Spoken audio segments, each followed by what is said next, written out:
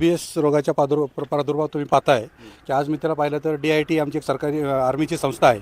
त्याच पद्धतीने प्रत्येक वरची जी गावं आहेत त्या गावांचं काही ड्रेनेज आउटलेट ते सोडलेलं आहे. काही रेस्टॉरंट आहेत, काही रिसॉर्ट आहेत किंवा अजून काही फार्म हाऊसेस आहेत. ह्याच्यामधले खूप मोठ्या प्रमाणात पाण्याचं थेट पाणी नदीमध्ये मिसळलं जातं आहे. त्याच्यामुळे GBS हे आत्ता निर्माण झालेलं संकट आहे. परंतु हे वर्षानुवर्षापासून हे पाणी आलेलं आहे. हे पाणी थांबवण्यासाठी राज्य शासनाने काहीतरी कार्यक्षमतेने अहवाल तयार केला पाहिजे. प्रत्येक ग्रामपंचायतीला निधी दिला पाहिजे.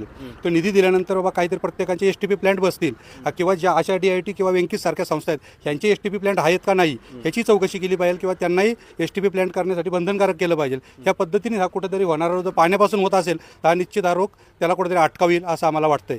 अशा पद्धतीने हे काम चाललं पाहिजे. परंतु राज्य शासनाला फक्त चर्चा होती आणि त्याच्यापुढं काही इम्प्लिमेंट होत नाही. पण कुठेतरी आता पालकमंत्री माननीय अजितदादा पवार यांनी याच्यामध्ये या प्रकारे लक्ष घातलेलं आहे असं म्हणतायत किंवा आता त्यांनी या प्रकारे अधिक गांभीर्याने घेतलं पाहिजे. कारण आता GBS पुण्यामध्ये 268 लोक GBSने त्रस्त आहेत. आता 104 लोकांना डिस्चार्ज झाला, 150 लोक आज हॉस्पिटलाइज आहेत. आता तुम्ही पाहू शकता ह्या पद्धतीने इथं जर पाण्याची अशा अवस्था आहे. हे बघा, हे पाणी थेट धरणामध्ये येते, ड्रेनेज आहे सर्व. आणि हे ड्रेनेजचं पाणी एवढं वाटतं एवढं नागरिकांच्या जीवाला किती भयानक याचा त्रास होईल याचा विचार न केलेला बरा. म्हणूनच ह्याच्यावरती कुठेतरी कार्यवाही होऊन STP प्लॅन्ट झाले पाहिजे. तरच कुठेतरी नागरिकांना एक संपूर्ण पुणे शहराला चांगला पिण्याचा पाण्याचा पुरवठा होईल असं वाटतंय.